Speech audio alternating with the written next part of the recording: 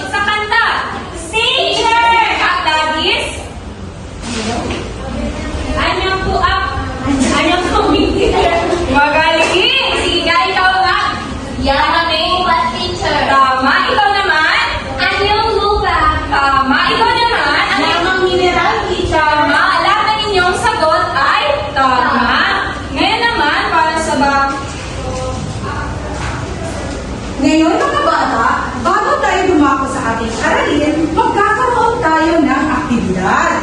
Gusto niyo ba yun? Ngayon mga bata, mayroon ako dito ang sobre. Ang laman ng sobre na ito ay naglalaman ng talata, Manila paper at mga katanungan na kailangan ninyong sagutin. Bibigyan ko kayo ng 10 minuto upang tapusin ang inyong gawain. Maliwanag ba? Kayo ay magsisimula na ngayon. Ngayon naman, para sa baitang apat, ngayon naman ay magbibigay si teacher ng isang sobre. Kayo ang pangkat, 2. Sa loob ng sobre na ito ay mayroong isang Manila paper at color pen. Sulat ninyo ang mga tanong sa tanong sa sobre na ito. Ilagay ito sa Manila paper. Meron ditong isang graphic organizer na kailangan nyo ilagay ang sagot.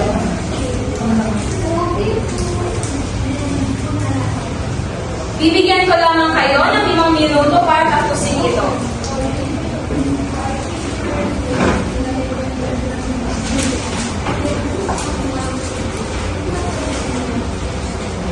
Tapos na ba tayo sa inyong mga gawain? Maaari niyo bang ipasil ang inyong sagot? Yes. Mga bata, base sa ating ginawang aktibidad, ano kaya ang ating tatalakay ngayong araw? Sige na, Christopher. Nakayang tubig at lupa. Tama! Ang tatalakayin natin ngayong araw ay ang pagkakaugnay. Basahin nga na sabay-sabay.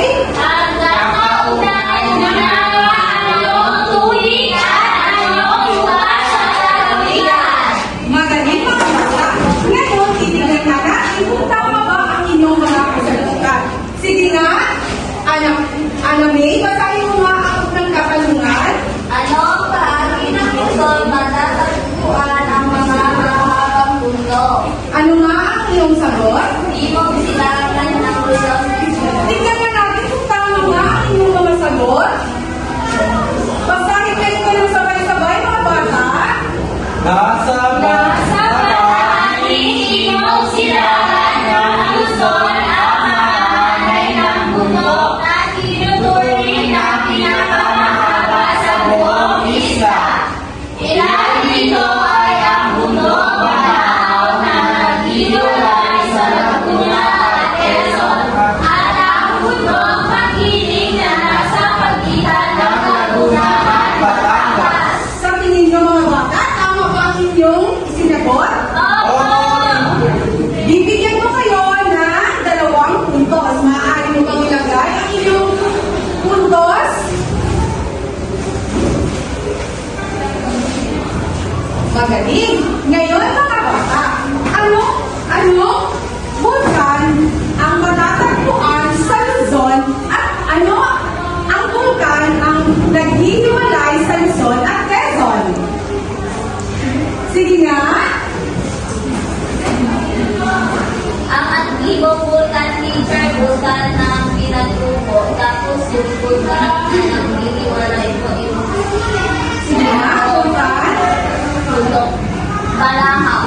Magaling, bundok Balahaw, kaya bibigyan ko kayo ng maglalakbay ang inyong kaibigan. Ngayon, maaari mo bang basahin, Christopher, ang pangalawang katanungan? Ano ang tibong vulkan ang matatagpuan sa Mandurang Ito? Ano ang iyong sagot? Vulkan Pinatubo. Sige nga, tignan natin kung bulkang pinapupo nga talaga ang sagot. Maaari niyo bang basahin ito ng sabay-sabay? Mayroong isa ang Atibong Vulcan sa Mandurang Luzon na nasa pagitan ng Zambales at Pampanga. Ang vulkan ng pinatubo. Sa tingin niyo, tama ba ang inyong sagot?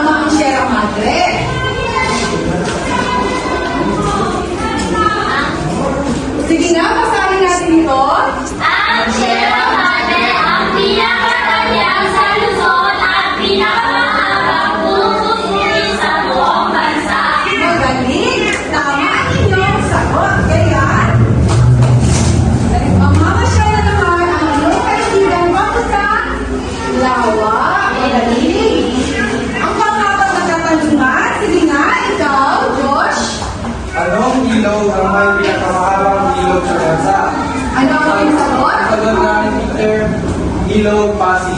Ilog Pasig. Sige nga, tignan natin kung tama ang inyong mga sagot.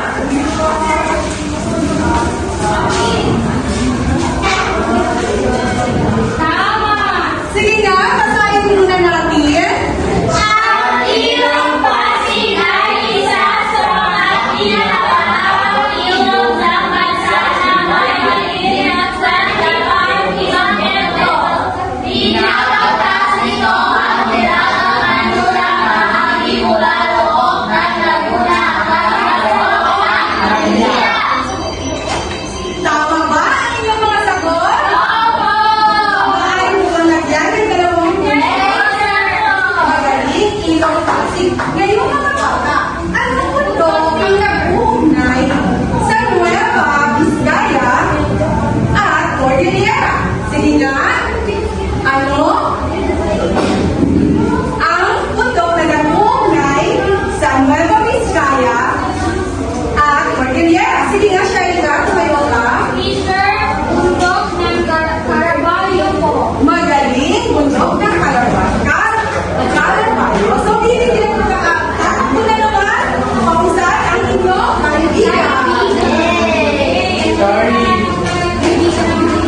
Ngayon, papunta na siya sa kapatagan. Ngayon, mga bata, bakit kaya mahalaga na may nag-uugnay na lalawigan? Bakit kaya mahalaga ang bundok at ilog na nagkakaugnay sa mga lalawigan? Bakit kaya mahalaga? Sige na. Sige na. Teacher, sa tingin ko, upang makilala yung bansa. Upang makilala ang bansa. Sige na. Paano yun? Teacher, tulad ng mga tourist spot po sa Manila, yung mga bundok sa Pagiri, yung mga Ilog Pasig. Okay. Tama ka naman, napili.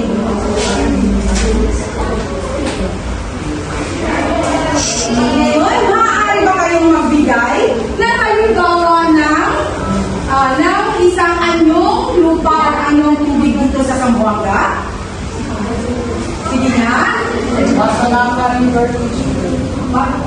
Tama, Pasunanga River. Ang galing nyo naman mga bata. Kaya ngayon, bigyan natin na amazing love ang lahat. Alam niyo ba kung paano amazing love? Opo, teacher. Tama, kaya sabayan niyo ako. Handa na bang lahat? Maaari ba kayong tumayo? Isa, dalawa, tatlo. 1, 2, 3. 1, 2, 3. Sing, sing, sing. Amazing! Batay sa ating tinalakay kanina, ano nga ulit ang pangalan ng pinakamahabang bulubundukin sa Luzon? Sige nga. Sierra Madre. Magaling, Sierra Madre. Ano naman ang pinaka-aktibong vulkan na matatagpuan sa kanlurang Luzon? Bulkang Pinatubo. Magaling mga bata, bigyan na natin ng 3 bagsak lahat. Magaling. Ngayon mga bata, magkakaroon tayo ng aktibidad. Uuwi ninyo ang larawan na nakapiraso sa mga puzzle. Pagkatapos ninyo itong buuin, gagawa kayo ng net na nagpapakita ng pag-aalaga sa kalikasan. Naintindihan ba mga bata? Opo, Bibigyan na naman kayo ng 10 minuto upang tapusin ang inyong gawain. Yes, teacher. Naman, para sa balitang 4, tignan ko na kung tama ang inyong mga sagot. Paskiw nyo na ang inyong sagot.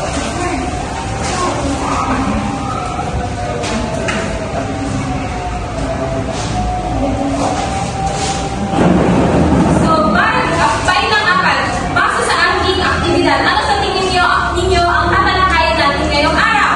Sige nga, ano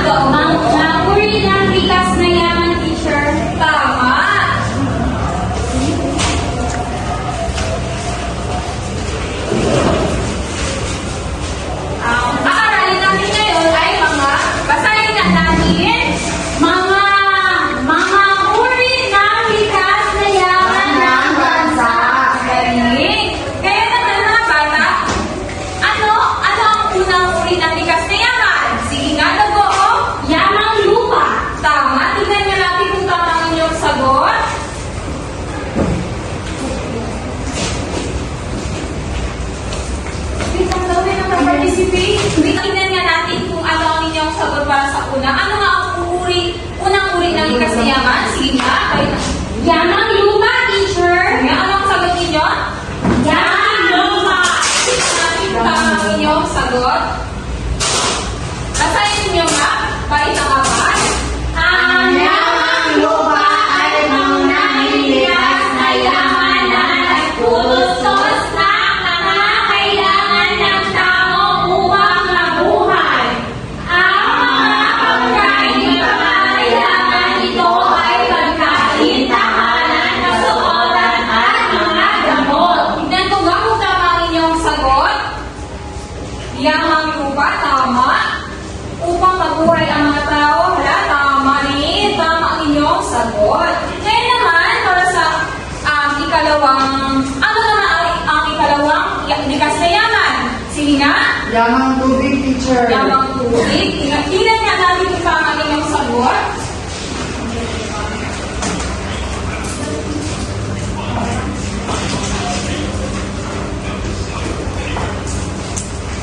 Basahin nga natin.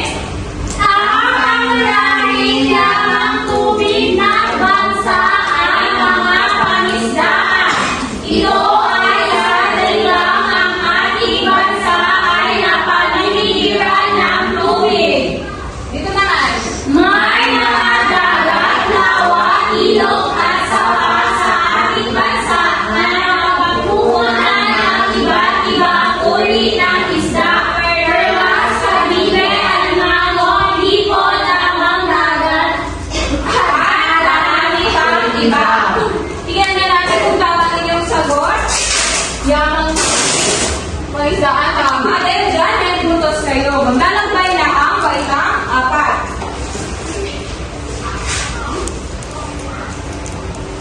Ngayon naman, para sa ikatlong katanungan, ano ang ikatlong likas na yaman at ano ang mga produktong maaaring makuha dito?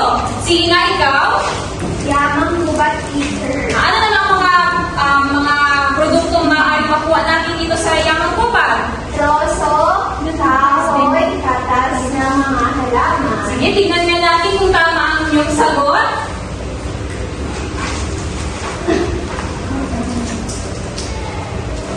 Basahin nga natin. Isa ay mahalagang likas na yaman ng bansa Ang yamang gubat. Ang mga produktong mula sa gubat tulad ng troso, kahoy, latas ng mga halaman, regalo sa paggawa ng gamot, trabaho at langis.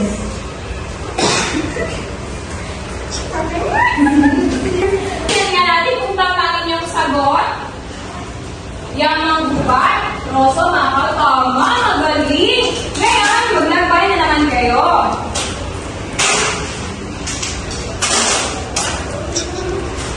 Para sa huling likas na yaman, ano ito? Sige nga, Gladys.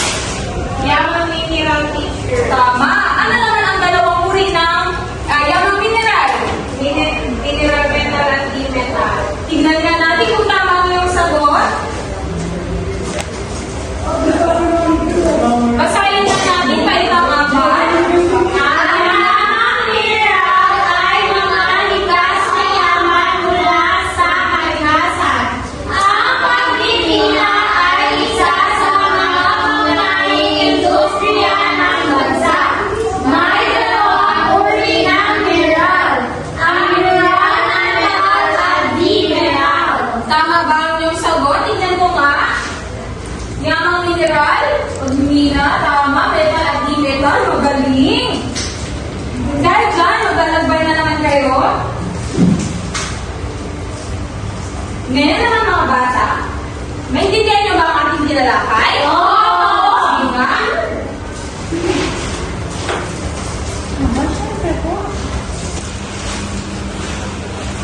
Ngayon, tignan nga natin kung may naiintindihan kayo sa aking tinalakay. Ano nga ulit ang apat na uri na likas na yaman? Sige nga. Caitlin? Yamang tubig, yamang lupa, yamang gubat at yamang mineral. Magaling. Dahil dyan, bigyan natin si Caitlin ng magaling lang. Alam niyo ba ang magaling lang? Oo. Nga, ganito. Isa, dalawa, tatlo. Isa, dalawa, tatlo. Magaling. Magaling. Magaling, galing, galing. Sige nga. Kayo naman. Isa, dalawa, tatlo. Isa, dalawa, tatlo. Magaling. Magaling. Magaling, magaling, magaling. Ngayon, may puntos ang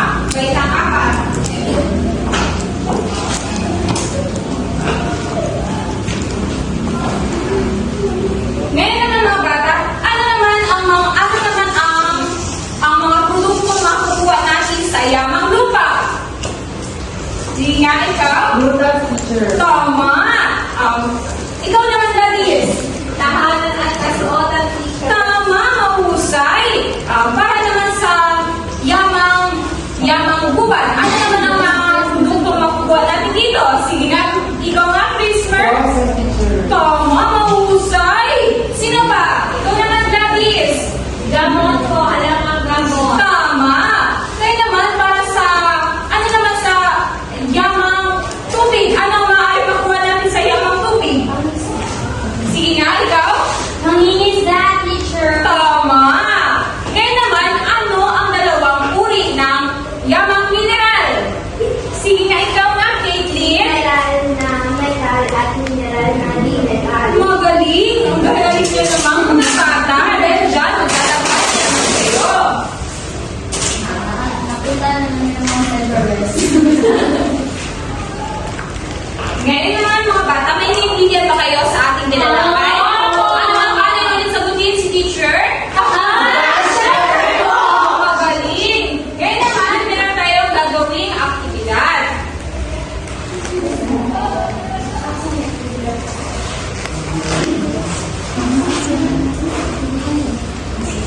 Ngayon naman, meron si teacher na ipapasagot sa inyo. Sa loob na ito ay gusto kong pumili kayo ng tig-dalawang likas na yaman sa ating bansa at ilagay ito sa loob ng kahon. Maliwanag ba? Oo! So, meron na kayong 5 minuto para tapusin ito. Maaari na kayo magsimula.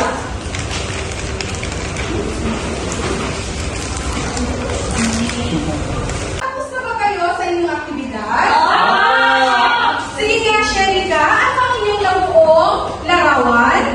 Teacher, familiar ba ito sa akin? Saan kayo mahanap?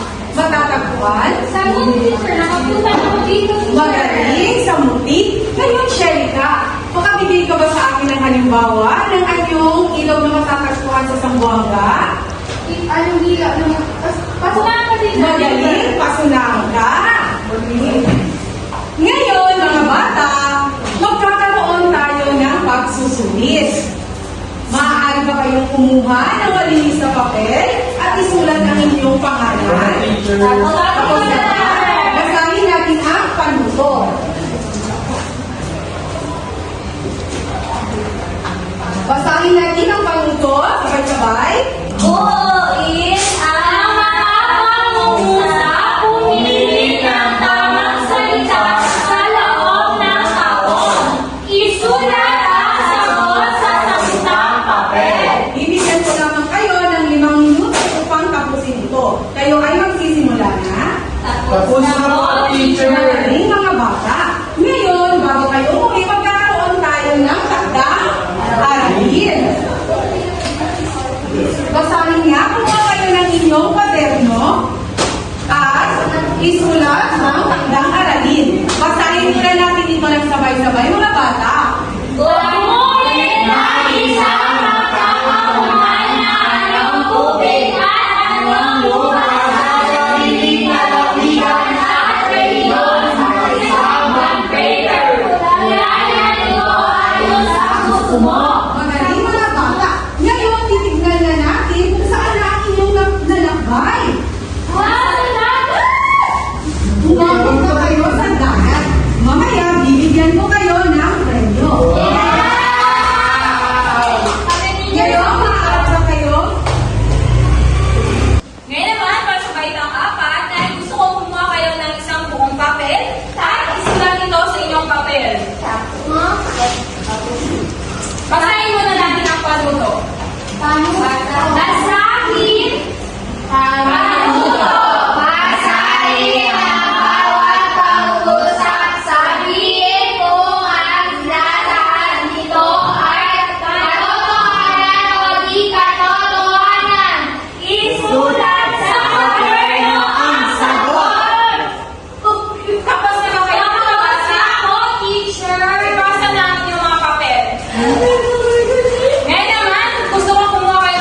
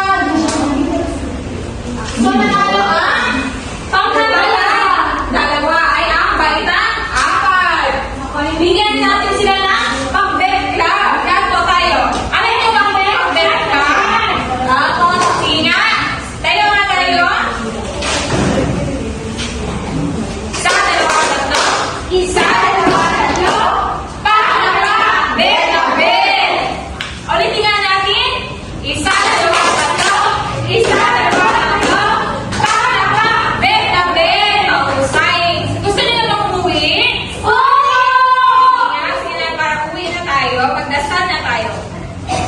Panginoon, gawin mo.